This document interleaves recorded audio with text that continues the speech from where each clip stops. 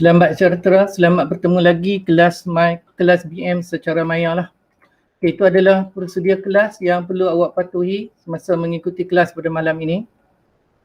Ini merupakan satu teknik menjawab, okay, bagaimana untuk kita menjawab karangan respon terbuka.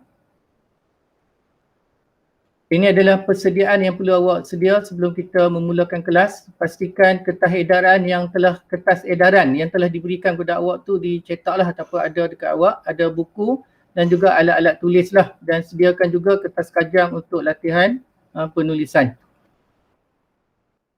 Okay. Dari segi kemahiran penulisan, okay, dia terbagi kepada dua lah. Kertas ini terbagi kepada dua, itu kertas 1 dan juga kertas 2. Itu dari segi subjek Bahasa Melayu peringkat SPM atau SVM.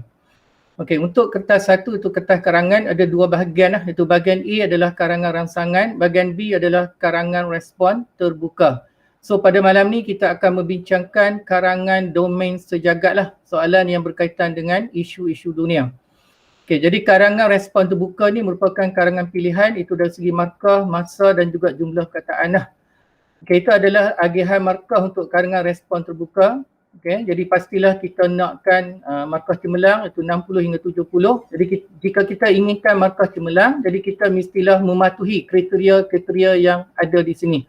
Kriteria ini juga turut ada dalam bahan yang saya edarkan kepada awak. Jadi semua kriteria ini kena ada dalam karangan awak. Okay, tak boleh tertinggal walaupun satu. Kegagalan awak memasukkan salah satu kriteria ini menyebabkan karangan tidak boleh dinilai untuk cemerlang dan akan diguna pakailah oleh pemeriksa pada peringkat SPM atau SVM. Okey. Baik, jadi karangan yang kita tulis mestilah ada perenggan. Jadi kalau awak tengok slide ini, karangan kita mestilah 5 perenggan dan jumlah perkataan itu tak boleh melebihi 504. Okey. Dia hanya bagi lebih 4 sahaja, dan jaga tulisan ketika menulis karangan. Okay, karangan pendek dia akan menjejaskan markah lah. Okay. Jadi tak boleh tulis pendek. Okay. Awak kena tulis 350 hingga 500. Pendek menjejaskan markah. Ini adalah karangan yang akan kita bincang pada malam ini yang terdapat dalam bahan awak, iaitu soalan tentang domain sejagat. Okay. Jadi apabila kita membaca soalan ini, kita mesti memahami soalan. Okay, kadang-kala dalam soalan telah dinyatakan isi, seperti soalan ini ada 3 isi. IU tu adalah isi utama, idea yang awak nak jadikan sebagai isi. Okay. Jadi apabila kita nak menulis karangan, kita mestilah memahami karangan ini terlebih dahulu. Okay, isu karangan ini adalah pemerdagangan manusia. Kehendak soalan ini akan menentukan isi kita lah, iaitu usaha. Usaha itu adalah apakah kerjasama antara Malaysia dengan negara jiran untuk mengatasi isu tersebut. Okay, soalan ini adalah tidak berformat kerana kata kunci yang diguna adalah bincangkan. Jadi awak tulis dalam bentuk 5 perenggan lah. Iaitu dari segi gambaran lah. Okay, pemerdagangan manusia. Selalunya dibawa melalui laut mereka ni. Okay, dari segi lakaran, inilah bentuk karangan awak. Okay, bermula dengan perenggan pendahuluan. Okay, ada perenggan kedua, isi pertama. Perenggan ketiga, isi kedua. Perenggan keempat, isi ketiga. Manakala perenggan kelima adalah perenggan penutup. Okay, jadi nampak di situ ada 5 perenggan yang perlu awak tulis ketika menulis karangan respon terbuka.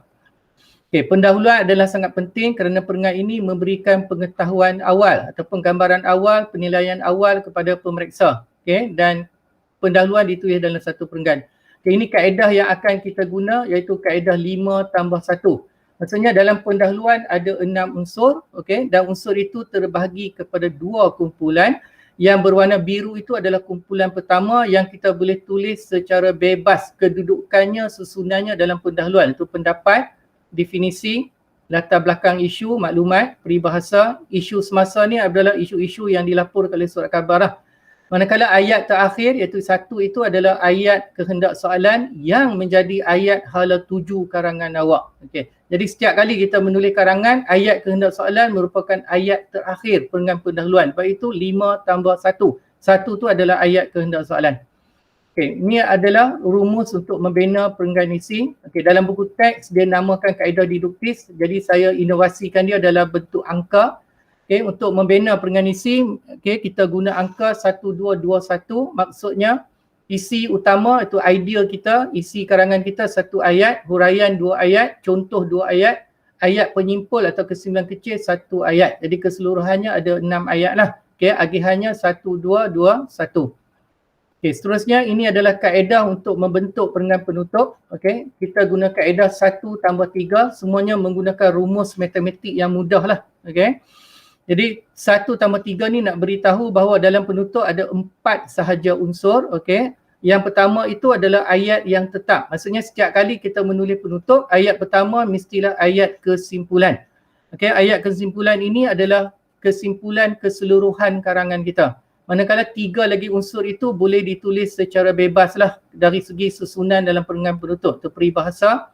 Pendirian ni adalah pendapat awak tentang isu dan harapan awak terhadap isu yang ingin awak tulis.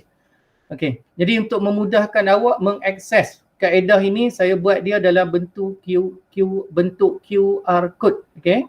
Iaitu pendahuluan kita guna 5 tambah 1, isi kita guna 1221, manakala penutup kita guna 1 tambah 3. Jadi semuanya ada dalam QR code tersebutlah.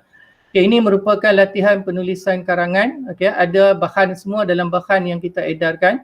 Okay, itu saya dah buat pendahuluan untuk awak, okay, sebagai contoh. Dan pendahuluan ini adalah menggunakan kaedah 5 tambah 1.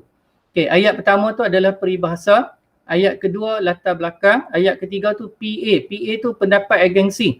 Kerana dalam pendapat kita boleh guna sama ada pendapat tokoh, okey, pendapat agensi ataupun pendapat umum. Pendapat umum ni pendapat orang ramai lah tentang satu-satu isu.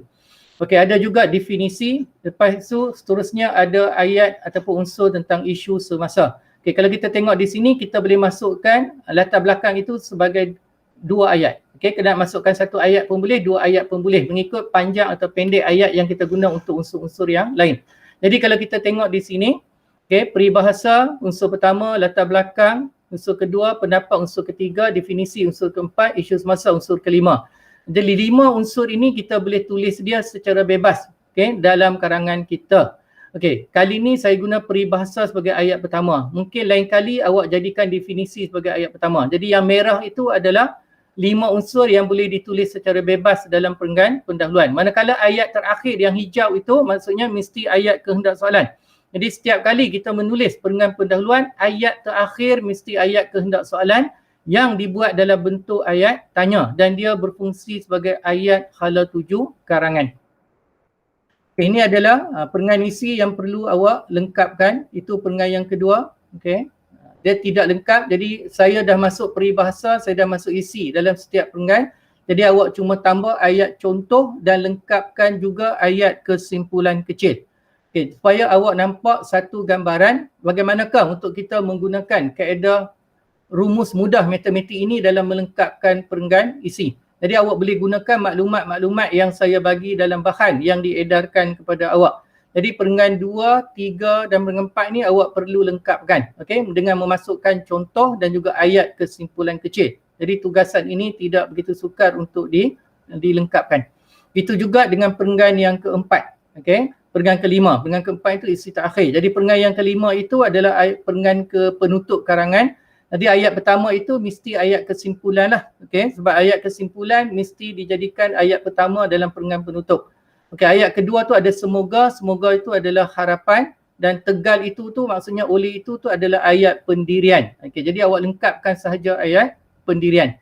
Jadi dengan buat begini awak senang untuk menulis karangan dan karangan yang awak tulis adalah karangan yang menarik dan karangan ini menepati kaedah rumus matematik mudah yang saya ajar sebentar tadi. Okey. Okay, ini adalah latihan tambahan lah, iaitu domain keluarga ada dalam bahan yang boleh awak lengkapkan menggunakan kaedah yang saya berikan. Jadi kelas kita tamat di sinilah. Jadi semua bahan ni ada dalam, semua karangan ini ada dalam bahan awak. Okay, jadi kelas kita berakhir di sini. Okay, jadi saya ucapkan terima kasih kerana sudi bersama saya pada malam ini. Sekian, terima kasih.